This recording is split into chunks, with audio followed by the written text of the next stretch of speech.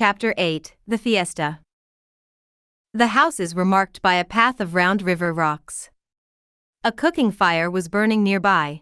I could smell the familiar scent of mesquite wood smoke, common to that area. We followed the narrow lane to the back of a house which had a single window with no glass or screen. A ramada covered an open kitchen where cooking implements and baskets hung from nails pounded into the two outside posts. Corn tied in bundles laid on top of the awning to dry in the sun. Underneath the ramada, two women were preparing food over an open grill. One was seated on a plank bench in front of a metate. She was flattening tortillas in her palms, then placing them in the skillet to cook over the fire. The other woman took charge of turning them over and removing them when they were done. Relatives or guests sat on orange crates turned on their sides, or they stood in small groups drinking sodas. Chickens and a couple of mean-looking dogs had the run of the compound. A girl, 6 or 7, dressed in Levi's overalls and a dirty t-shirt, was eating corn on the cob near the threshold. I stood there, surrounded by strange sights and sounds and a horde of smiling people. All I could think of was that my feet hurt, for a tiny pebble had wedged itself between the straps of my sandals. I regretted that I had not put on proper walking shoes. I had wanted to look stylish, but everything seemed to have conspired against me. My hair had come undone, my skirt was wrinkled, my blouse was torn, and I was perspiring profusely. Everyone embraced Carlos as if he were an old friend. As I was introduced to them, they looked me over and politely shook my hand. They seemed happy to meet me. They complimented my clothes and examined the color and texture of my hair as if I were a monkey in a zoo. One woman looked concerned at the scratches on my arms. The little girl was shy and avoided me altogether. A dog came and urinated at my feet, and one of the ladies had to apologetically shoo it away. A petite woman with a long black braid down her back and pointed white teeth asked me to sit down on an orange crate and hospitably handed me a soda. I thanked her, and after surreptitiously wiping off the top of the open bottle, I took a sip. The conversation began and I looked on as everyone spoke in rapid Spanish. Whenever anyone addressed me directly, I smiled and shrugged, incapable of using the phrases I had learned in my conversation classes. I realized that those classes had not prepared me for real social interaction where everyone talked at once in an animated way. I passed the time watching a group of recently hatched chicks pecking the dirt floor. It was strange to see chickens and dogs running around what must have been the family's living quarters. I wondered if I had the constitution or stamina to live under such conditions for an extended period of time. Carlos laughed and was totally at ease and engaging as he told stories.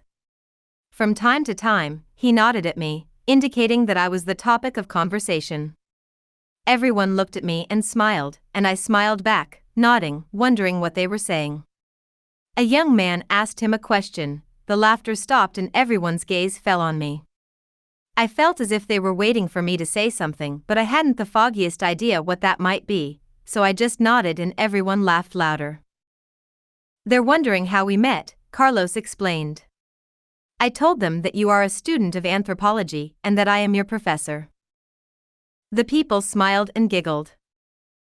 Has he taught you what he knows how to do best? Whispered a woman behind me. I was shocked to hear English spoken, and I turned around. It was the woman from the restaurant in Santa Ana. The lady who had been filling in for her sister. I hadn't recognized her before, for now her hair was braided and she was wearing a white embroidered dress. I stared at her dumbfounded, trying to figure out the meaning of her question and what she was doing at the party. I had assumed, incorrectly, that no one at the gathering spoke English. As I stared at her, I realized that her sparkling eyes were amber, not black, and that she had olive skin and that she was really very beautiful. For the first time I saw her as a person, not just as a generic Mexican or an Indian. Her mean stare made me realize that I never looked at people directly, but only at their outlines, their general shapes, and that I only gave the impression that I was looking at them. It wasn't that I couldn't see well or needed glasses. On the contrary, I prided myself on my 20/20 vision. It was more a case of being afraid or too self-absorbed to look at anyone in the eye, for I didn't want anyone to look at me. I realized that in spite of my belief that I wanted to be noticed, I also wished very much to remain hidden. I wanted to ask the woman what she meant by her comment, but she had already moved away. I returned my attention to the main group. The conversation seemed endless. The wooden crate beneath me was numbing my tailbone. After a while I was no longer paying attention, nor bothering to pretend that I was listening. I felt like an outsider, as if I had been thrown into a raging river in which it was pointless to try to swim. No more fake smiles and nervous chuckling, pretending I was having a good time. I felt I was pouting, and on the verge of getting up and going for a walk, even though I knew it would have been rude to do so. What's worse, self-pity and discontent were creating in an internal dialogue that was anything but friendly. I was annoyed with Carlos for bringing me to a place where no one paid any attention to me. Carlos had intimated that I would be the guest of honor, but after the initial curiosity wore off, I was all but ignored. Besides, I had expected a lively party in a house with plenty of music and good things to eat. Soft sofas, maybe even a hired mariachi group playing old Mexican favorites with perhaps a tango thrown in for a continental flair, and deep down, I had expected to see Clara, and Nelita, and Mr. Abelar. As I began to focus on my profound disappointment, I became increasingly morose. After a while, I noticed some black spots flying in the air around me. At first, I thought the heat and my fatigue had caused my eyes to play tricks on me, but looking closer, I saw that the spots seemed to be jumping up from the ground about 3 feet into the air. Lulled into a stupor by the foreign sounds, I occupied myself following the movements of the black specks. They seemed to be everywhere, shooting off at random. As soon as one landed, another one bounced up. It was odd that no one else in the room took notice of them. I was relieved when a robust Indian woman in a blue dress, who seemed to be the hostess, stood up and suggested we all move to a table under some trees where carnitas and beans were being served. The lady piled some roast pork on a plate along with a ladle of beans and rice and handed it to me with a bent fork. As I was eating, I felt that my legs were beginning to itch. I thought there must be mosquitoes flying around under the table, so I tried to brush them away with a hand. One of the women noticed my movements and made some comment about keeping one's hands above the table in polite circles. Everyone laughed except me. I didn't dare examine my legs in front of everyone, but when I casually put a hand to my calf, I felt that my legs were full of bumps. I began to scratch, until the hostess noticed me and looked at my legs. I saw then that they were completely covered with bites. It dawned on me that the jumping black specks that entertained me earlier during the conversation were giant fleas, feasting on my bare legs. Never before had I seen fleas so big and so numerous and so viscous.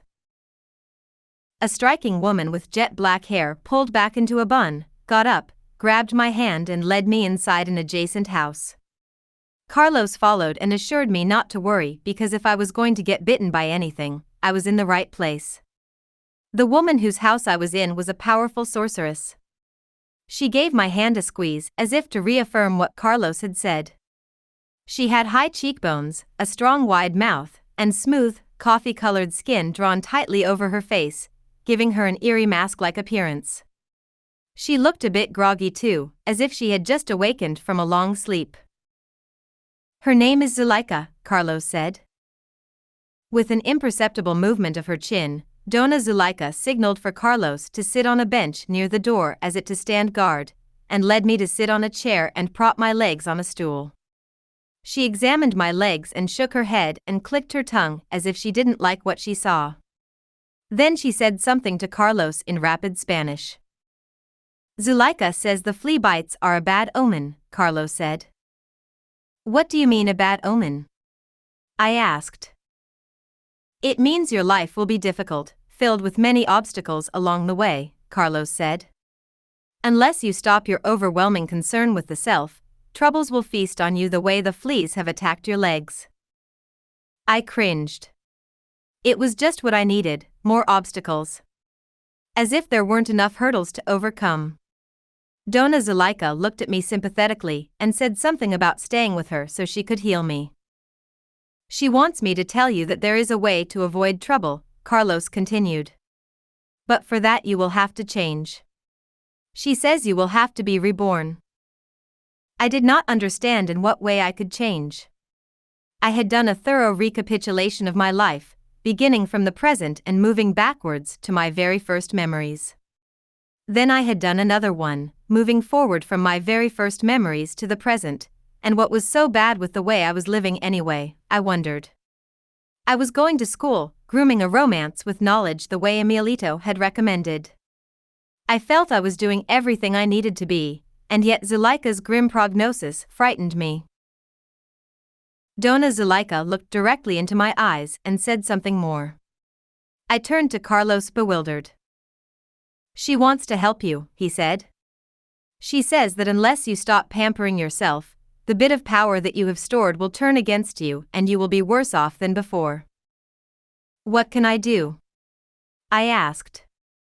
Tell me the steps so I can follow them. She says there are no steps, Carlos said. There is only an overall feeling that comes when one has decided wholeheartedly to follow the path of knowledge impeccably.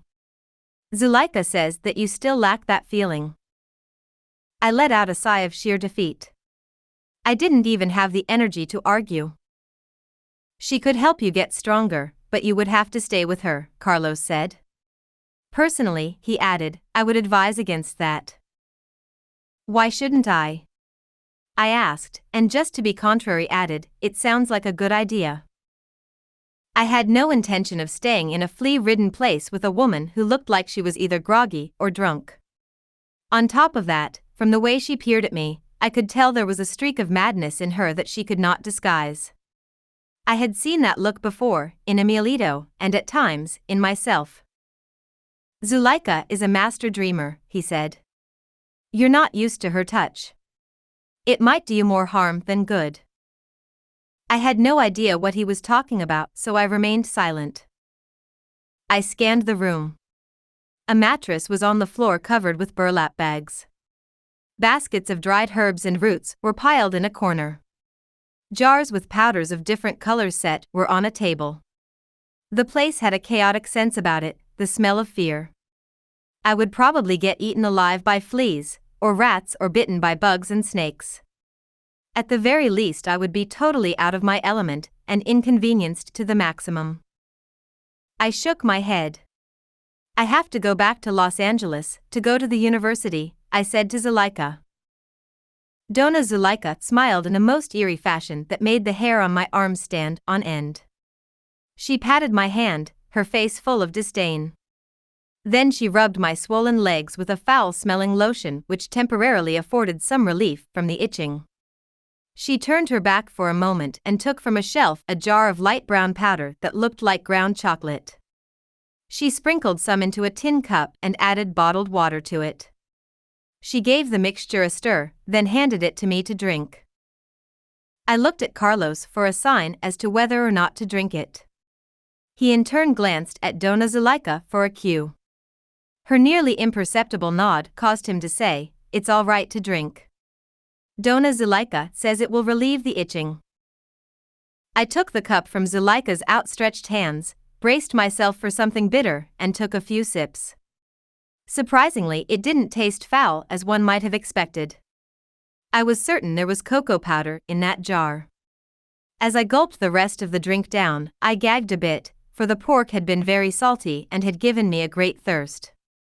Dona Zuleika stroked my back, then took the cup, surprised that I had drunk its contents so fast. I realized then that she had expected me to sip it slowly, and before I could ask what was in it, the impact of her brew hit me full force. I nearly fell off the chair. The next thing I knew I was slumped against the mattress on the floor. My body was numb, I couldn't move. I sensed something licking my face. It was a huge dog. I tried to push it away in disgust, but my limbs were rubbery. Then the black dog moved away and I looked into his yellow eyes.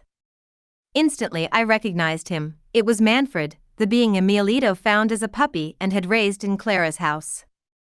My heart leapt with joy. Then liquid love flowed between our eyes and I reached out to embrace him. That surge of pure affection gave me the power to sit up. I put my arms around Manfred's neck, but my arms went right through him. Manfred had no substance, and for that matter, neither had I. We sort of blended together in one exuberant ball of bliss. I was so happy to see him, that we rolled on the floor making one furry bundle, and I no longer cared if there were fleas on the floor or if Manfred or I were covered with them. I heard childish squealing, and I didn't think it was coming from Manfred, so it must have been I who was making those sounds. Then someone came and abruptly pulled us apart. I looked up and saw John Michael Abelar standing there. His face was all aglow and rounder and fuller than I remembered, but it was unmistakably he, and he had a very stern expression. "Don't waste your energy cavorting," he said in a gruff tone. "Zuleika didn't give you a love potion." "What did she give me?" I wanted to ask, but I couldn't voice the words. Then I realized I didn't have to talk in the normal way, I could just think my question. I heard a female voice very near me. It was Nelita, and she could understand what I was thinking. "Zuleika did something to boost your energy into the second attention," Nelita explained. "But as usual, it pushed you to the brink and beyond." "But how did Manfred get here and Mr. Abelar and you?" Mr. Abelar's face softened as he said, "We came to meet you in the presence of the young Nawal, Carlos, but since you were still lost in concerns with yourself, we couldn't meet you in your ordinary state. You wouldn't have given the members of my party the time of the day. And I, being responsible for you, couldn't allow that," Nelita added. "I know you are capable of a more exquisite maneuver, Taisha." "Oh, but I would have been honored to meet them all," I protested.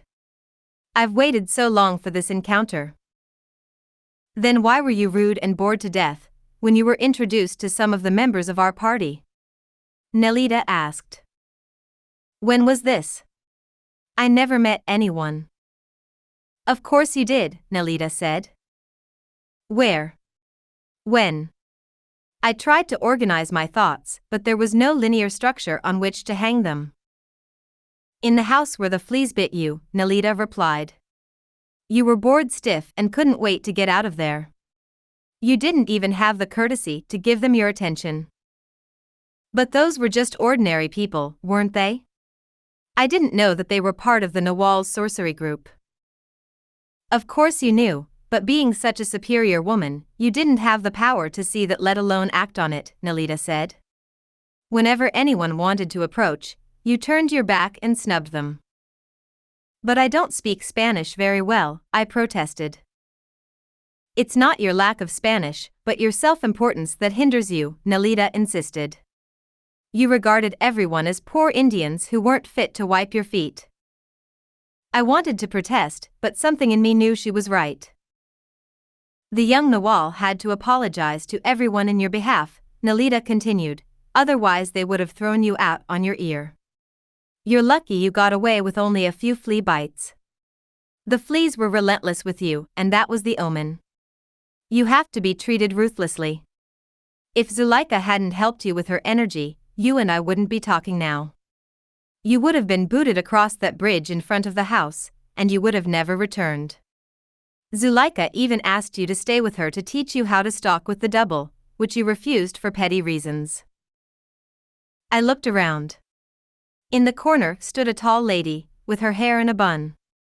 It was Zuleika. She smiled and nodded with brilliant eyes, as if agreeing with all that Nelita had said. I knew that I had flubbed my chance. My sense of self-importance was still overpowering. If left up to my own devices, I always fell back into the pit of superiority and self-obsession I was accustomed to inhabiting. "Couldn't I meet everyone now?" I asked hopefully. "No, they've already left," Nelita said. "Have they given up on me?" "Practically. Yet, you will meet them one by one, depending on your power," Nelita replied. "The young Nawal, who is your guide, will take you to meet them. The only one who stuck around was Manfred. Apparently it doesn't matter to him that you are an imbecile, his affection for you is peerless." I heard a sharp bark as if in affirmation, and a feeling of love well up inside me. Likewise, I said, and was about to burst out weeping. In fact, tears had already begun to fall. I moved my arm to wipe them, when I felt a warm body next to me tugging at my arm. I turned my head to see a young pretty girl, about my age, winking at me. She had short dark brown, curly hair, delicate features, brown eyes, and an eerie smile like Zuleika's. I stuck around too because I'm crazy, just like you, she said and giggled. Instantly her eyes became wild, glowing like a doll that had suddenly come to life. I thought that she would devour me with her tiny piranha-like teeth. I wanted to move away, but she held me down with superhuman strength. As she began to climb on top of me, I screamed for Nelita to get her off me. I thought you came to Mexico to find love, she said in a throaty voice. Well, I'm your man. She gyrated her hips in a lewd motion, then kissed me on mouth. As I struggled to free myself, I heard a chorus of laughter in the background. You two behave yourselves, Nelita said and pulled the girl off me. That's Josefina. Don't mind her. She's always direct and to the point. I didn't mean to frighten you, the young girl said in Spanish. She touched my hair affectionately. She was the picture of sweetness and decorum again, but you were such a shit-ass with everyone, I thought you needed a good fuck. My mouth fell open. Such crude language didn't jibe with her delicate appearance. She smiled and nodded as if I had better believe her. Josefina always speaks the truth, Nelita said, or she doesn't speak at all. Isn't that right, Josefina? The girl nodded mutely. It was then I realized that I had no trouble understanding Spanish. In fact, I had the certainty that I had learned the language somewhere before. Although where, I didn't know. Nelita came to my rescue. One can easily understand a different language in the second attention, she said. Once you bypass the rational mind, you have no difficulty with languages. You used to speak German and Hungarian, and some Spanish, remember? That was true. I used to know those languages as a child, but I had forgotten them out of lack of use. One never forgets, Nelita said. The assemblage point simply moves to a different position where that language is no longer in the foreground, but you can always move back. Now you'd better sleep. You've used up just about all the dreaming energy Zuleika gave you. I wanted to ask her how Zuleika gave me dreaming energy, but then I remembered that there was something missing. It was as if I had misplaced something that had been with me, but I didn't know what it was. Then I heard a voice and the missing piece fell into place. I saw Carlos sitting down next to me and I knew we had known each other for a long, long time. In fact, we had spent a lifetime together. How could I have forgotten the feeling I had for him? I touched his hand and lay down on my left side. Then our hands melted together and I could no longer sustain his image. My eyelids were so heavy that they closed in spite of my effort to keep them open. Will I see you again? I managed to ask Nelita. Nelita tousled my hair the way she always did. That depends entirely upon you, on how impeccable you are with yourself and others, but it is the new Nawal's duty to bring you to freedom. You have been entrusted into each other's care by the Spirit itself. Trust him and support him, because his path and yours are forever entwined. I made her a solemn promise. Then she said something else, maybe even many other things, but I could not remember any of them, because I fell asleep to Nelita's soft commands that sounded like a lullaby. I dreamed I was suspended from a harness attached to a tree branch. Someone was pushing me as if I were on a swing. I looked down, I saw Carlos reaching up to catch my ankles to give me a push. He was laughing with abandon. Next to him, Emilito was jumping up and down like a big child wanting to play too. I awoke from a deep sleep. The darkness in the room was intense. It was pitch black, there was no light anywhere. As my eyes became accustomed to the shapes and shadows in the room, I could tell I was lying on the hard mattress. Someone had thrown a blanket over me, and the heat of it made the bites on my legs itch terribly. It was all I could do to keep from scratching them. The rough blanket around my face was suffocating me. I smelled its staleness, it made me sneeze. Carlos was lying near me. From the sound of his rhythmic breathing, I could tell he was asleep. I was glad that my stifled sneeze had not awakened him. I lay there for a long time, afraid to move or get up. I needed to go to the bushes to relieve myself, but fear of encountering a snake or one of the dogs kept me from venturing into the darkness. To pass the time, I tried to remember what had happened the previous afternoon. We had come to a fiesta, I had been introduced to a group of people, then Zuleika had given me a potion to drink, it had knocked me out. What followed was too vague to put into thoughts. I remembered seeing Nelita and Mr. Abelar and a young pretty girl I hadn't met before, and Manfred was there too, barking in the background. I remembered seeing the Nuna wall, and Nelita rubbing my head and telling me things, but then in a flash they were gone and I fell asleep to dream haunting dreams. Carlos turned onto his side. I tried to fall asleep again but I couldn't. Some part of me was wide awake, fully alert, ready to fight danger. A dog was barking incessantly in the distance. Then, I must have fallen asleep, for the next thing I knew Carlos was shaking me saying it was time to go. He wanted to return to Vickham Station to meet Benny to look for Piscola masks to donate to the Ethnological Museum. I put on the long-sleeved shirt and cotton drawstring pants someone left by my shoulder bag, and gratefully slipped into a pair of huaraches. As we crossed the wooden bridge on our way back to where we had parked the car, I turned and glanced at the house one last time.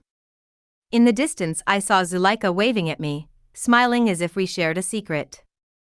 I waved back and as our eyes met, I had the certainty that I would meet her again. I would accept her invitation to stay with her, and Emilita would be there too, and my life would change.